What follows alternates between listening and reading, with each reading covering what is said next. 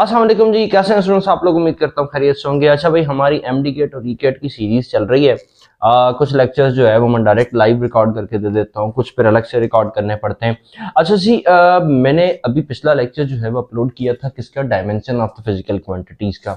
अब कुछ डायमेंशंस मेरे पास रह गई थी, मुझे लगा कि मैं मुझे वो भी कंप्लीट करा देनी चाहिए, जो कि ज्यादातर यूज होती हैं, वरना तो बहुत सारी क्वांटिटीज हैं, फिर अगर उस पर आए तो हमारा किस्सा लंबा हो जाएगा।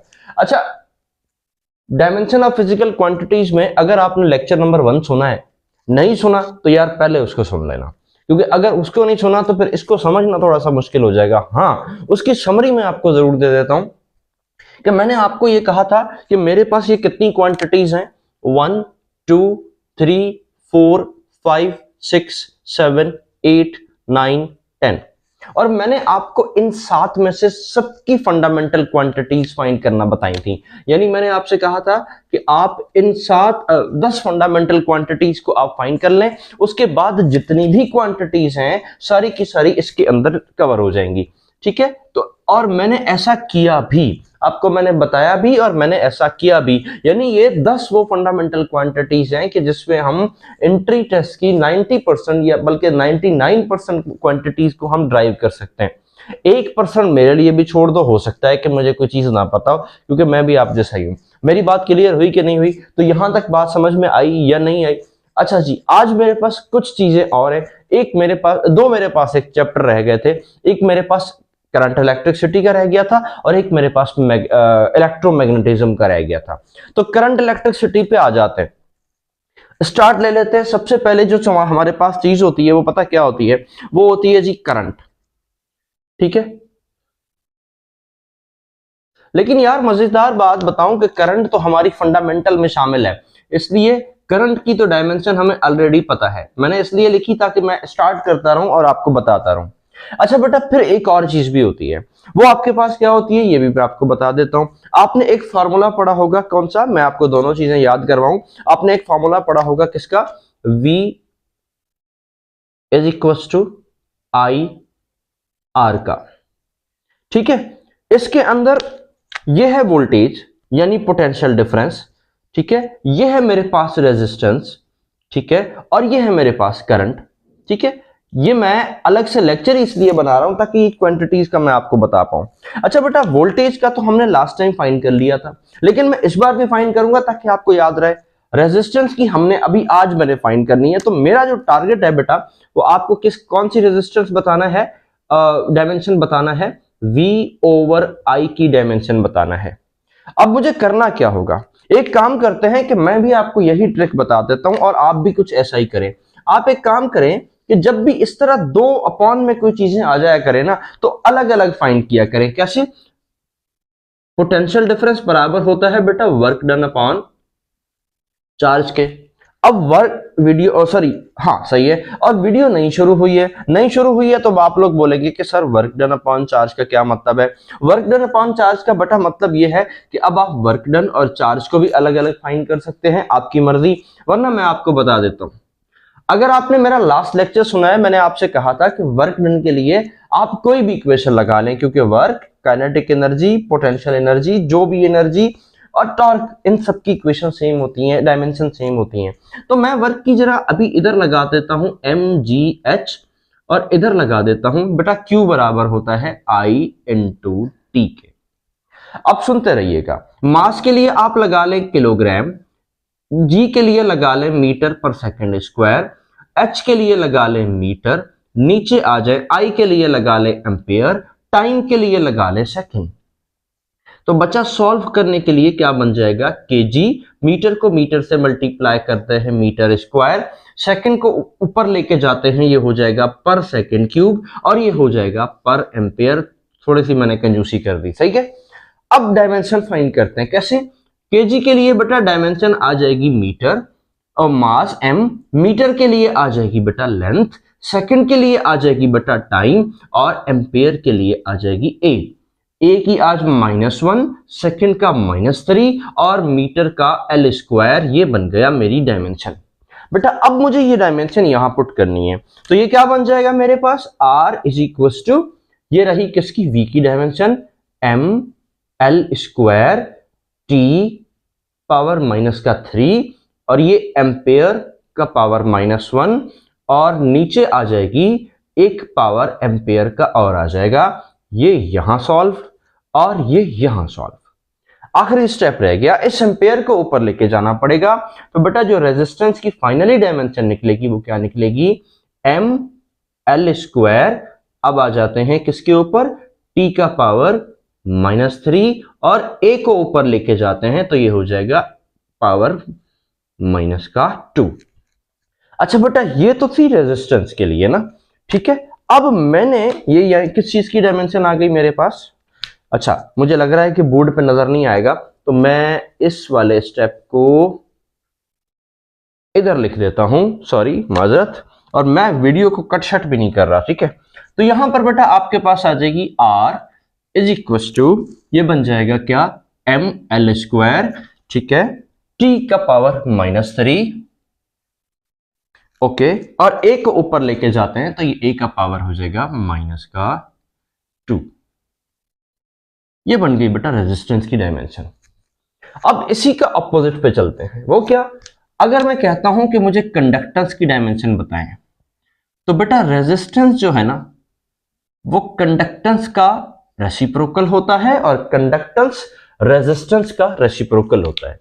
तो अगर मैं इसकी कंडक्टेंस की डायमेंशन फाइंड करता हूं तो मैं इसको ऐसा लिख देता हूं, फॉर्मूला पहले लिख देता हूं, कंडक्टेंस को K से भी लिखते हैं 1/R यानी रेसिप्रोकल। तो आप इस डायमेंशन को उल्टा कर दें और कुछ नहीं करें। मैं आपको बड़ा आसान सा ट्रिक बताता हूं, देखो m के ऊपर कुछ नहीं है यानी +1 है, यहां आ जाएगा -1, L के ऊपर +2 है, यहां आ जाएगा -2, इसके ऊपर -3 है, यहां हो जाएगा +3, इसके ऊपर -2 है, यहां हो जाएगा +2, सॉरी हाँ यहां हो जाएगा +2। ये बन गई मेरे पास कंडक्टेंस की डायमेंशन। बड़ा आसान सा तरीका, ठीक है। तो वोल्टेज की डायमेंशन भी आज हमने प्रैक्टिस कर ली और साथ में हमने रेजिस्टेंस की डायमेंशन भी फाइंड कर ली। अब बेटा एक और बात भी है, आपने एक रेजिस्टेंस में फार्मूला पढ़ा होगा, मैं पूरा पहले लिखूं। हमने एक रेजिस्टेंस का फार्मूला पढ़ा है, वो है जी क्या, resistance is directly proportional to length inversely proportional to area. ये हमने पढ़ा हुआ है, ठीक है ना। अब मैं यहां पर आता हूं, इधर आता हूं, इधर आने के बाद मैं आपको ये बता देता हूं कि इधर एक कांस्टेंट लगा था और उस कांस्टेंट को कहते हैं रो, यानी इसका नाम है एक्चुअल में रेजिस्टिविटी। रेजिस्टिविटी, अगर आपके पास रेजिस्टिविटी का डायमेंशन फाइंड करना हो तो कैसे करेंगे, ये सुनना बेटा। अब आपको इसको इधर ले जाना है, resistance multiply by A divided by L is equal to, ये बन जाएगी रेजिस्टिविटी, ठीक है बेटा। अब देखो रेजिस्टेंस की डायमेंशन तो ये फाइंड कर रखी, लेकिन ये बात मैं आपको एक्स्ट्रा में भी बताऊं, अगर रेजिस्टेंस की डायमेंशन फाइंड ना हुई हो तो फिर आपने क्या करना है, फिर बेटा आपने ये करना होगा कि आपको सबसे पहले इस तरह सेपरेट तरीके से रेजिस्टेंस की डायमेंशन फाइंड करनी है, देन उसके बाद आपने इसे सॉल्व करना है। लेकिन मैं वीडियो को छोटा करूंगा, ज्यादा बड़ा करने की सूरत में खराब नहीं कर सकता, तो इसलिए मैं यहां पर आ जाता हूं, रेजिस्टेंस की डायमेंशन लिखता हूं, क्या होगी जनाब, m, सॉरी मैं इसको साफ कर दूं, m यहां आ जाएगा L², यहां आ जाएगा t का पावर -3, यहां आ जाएगा a का पावर -2। ये आ गई रेजिस्टेंस की, ठीक है। अब ये आ गया एरिया, एरिया की डायमेंशन बेटा यहां होती है L², इतना तो अब आपको याद होगा। बेटा ये आ गई लेंथ, लेंथ की डायमेंशन होती है L। तो बेटा अब एक बात याद रखिएगा, ये 2 ये 3 लेंथ 4 लेंथ बन जाएंगी, इसमें से एक कैंसिल कर दो, बाकी बन जाएगा m, l को l से मल्टीप्लाई करते हैं l³, t का पावर हो जाएगा -3 और a का पावर हो जाएगा पावर -2। ये बन गई बेटा रेजिस्टिविटी की डायमेंशन। अब मैं आपसे उल्टा बोलूं कि मुझे कंडक्टिविटी की डायमेंशन बताओ,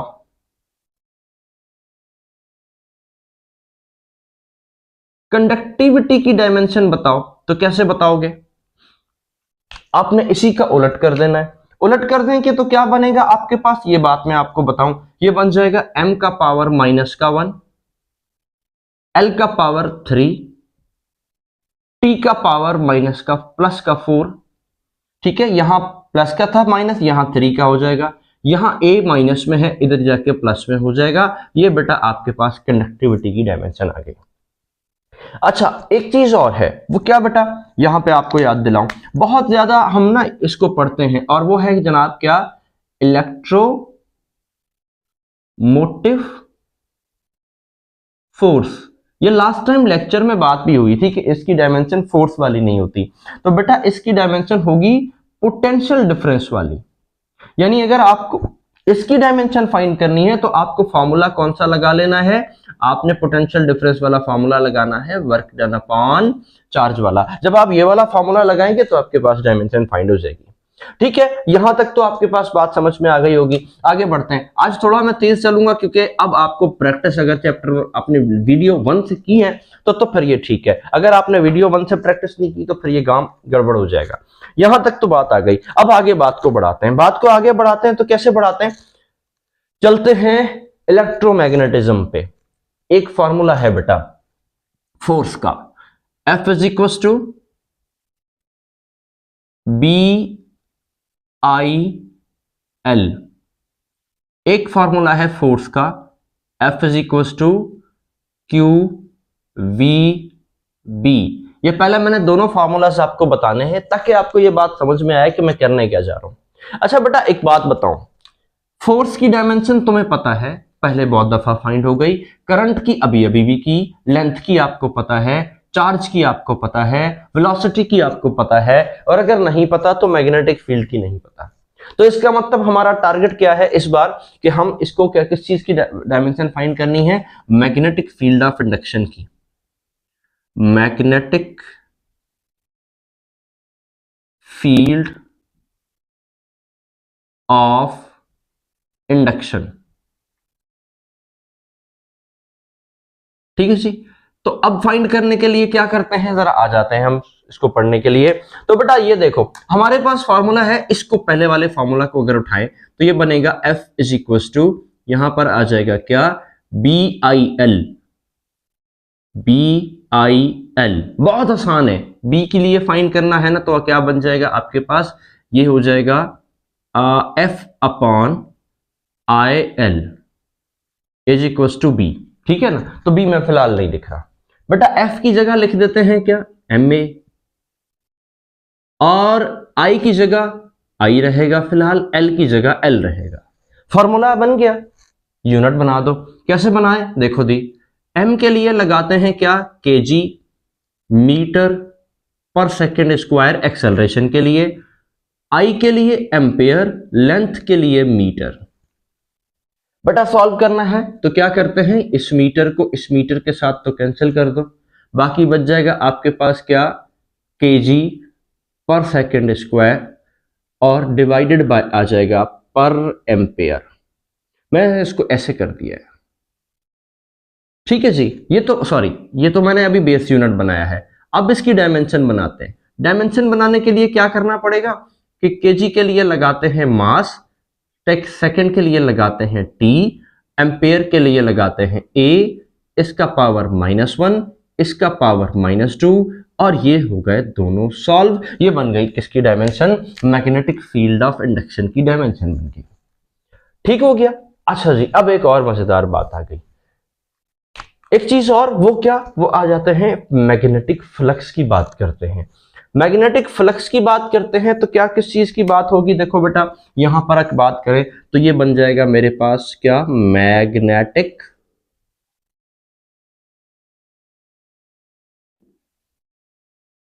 फ्लक्स। ठीक है, मैग्नेटिक फ्लक्स की बात करते हैं। अच्छा बेटा मैग्नेटिक फ्लक्स के लिए जो फॉर्मूला यूज होता है ना, वो ये यूज होता है, फ्लक्स यहां छोटा सा एक m लगा देते हैं ताकि रिप्रेजेंट हो जाए, ये मैग्नेटिक है, यहां आ जाएगा B, और यहां आ जाएगा डेल्टा A।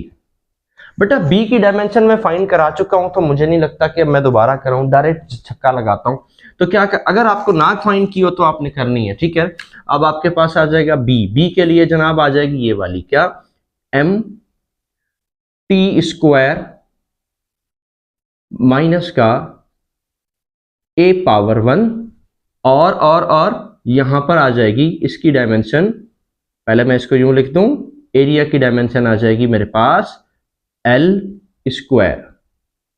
ठीक है, अब आपके पास आ जाएगा क्या, m l square t minus 2 ampere का पावर -1।